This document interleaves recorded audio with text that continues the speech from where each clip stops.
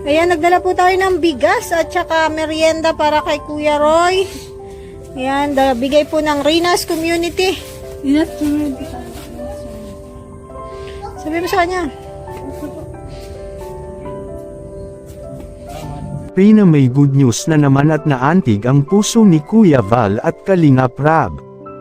At ano nga ba ito at nagustuhan at nakuha ni Rina ang loob nila at ang puso ng Welcome po. Wala po si nanay. Pumasok daw.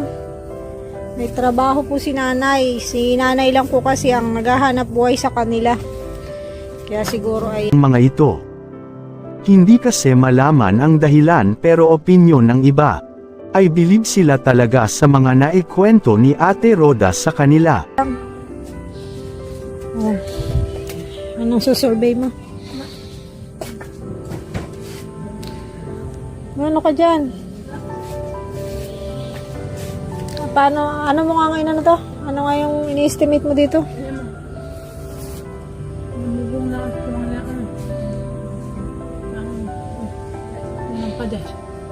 Limang pader.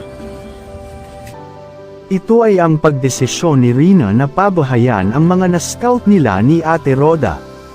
Dahil nga sa naging curious si Rina at gusto makatulong na sa mga beneficiaries nila. Nabaliktad na tuloy ang sitwasyon, na imbis na siya ang tulungan. Ay ito na at tuloy-tuloy na ang pagtulong ni Rina. Susurvey na po ulit si Rina. Gi-estimate. Ano, ni-estimate mo? Paano mag-estimate yan? Ano? Tanong mo kay Kuya Roy kung kailan makakalakad.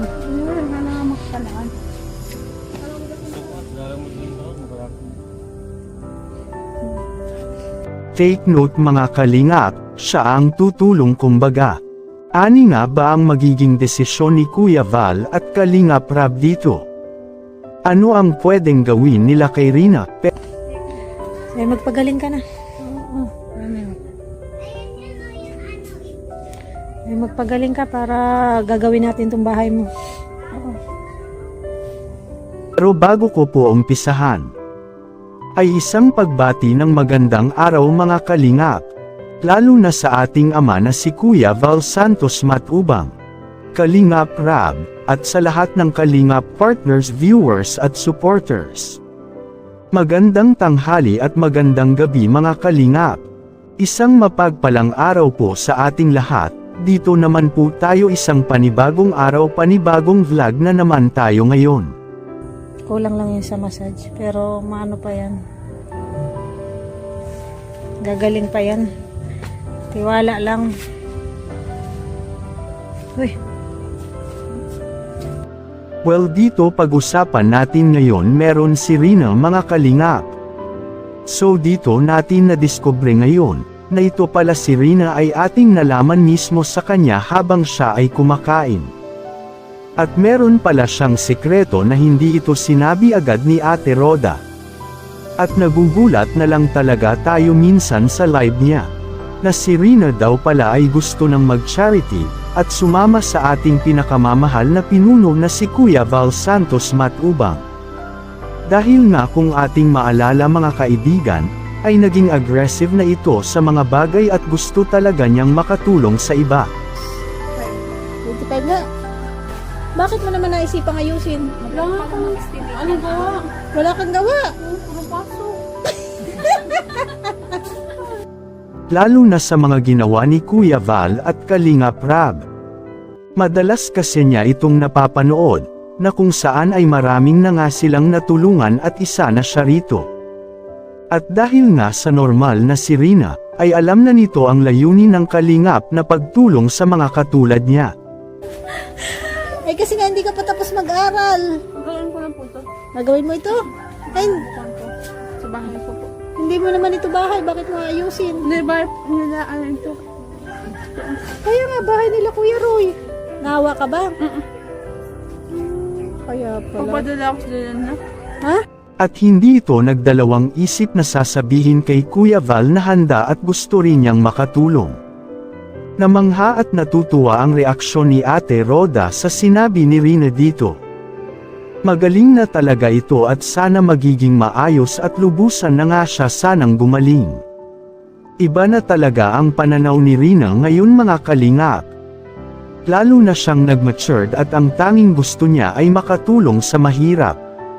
Kahit nga sa kasalukuyang ay madalas at hektik na ang schedule niya. Shorty na kasi palagi ang naisip nito bagay na ikakaganda ito sa sarili niya. Naging malapit na ito sa mga taong hindi niya kilala at first team niyang nakasasalamuha. At andoon na ang pagtitiwala niya sa sarili niya, kayo mga kalingap. Sana ay magbigay kayo ng inyong opinion, reaction at suhestyon.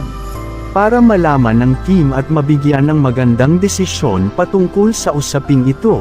Bago ko po tapusin, ay isang mapagpalang araw mga kalingap, lalo na sa ating ama na si Kuya Val Santos Matubang, Ate Edna Vlogs, Kalingap Rab. Maraming salamat po. Kaya Rab, bukanin na po ito na bahay. Sabi ni Kuya Rab. Bili na po ng 20. Mga gamot daw nga po. Ayun, binigyan mo na siya ng Okay lang. gamot. Wala ka ng pera? Meron pa. Tingin. Meron doon akong mga gamot. Yun na, binigyan mo na sa kanya. Okay na yan. Dadagdagan pa natin. O, abagay na yung Rab, dagdagan daw. Discarded tayo doon.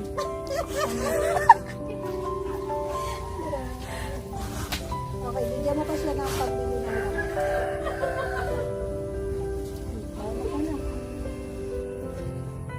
Bigyan po uli natin si Kuya Roy ng pambili ng gamot. Ayan, binigyan na po siya ni Rina ng 100. May 100 po kasi dala si Rina, so binigyan na siya. So, dadagdagan ko na. Dadagdagan ko pa ng 500 para pambili niya ng gamot.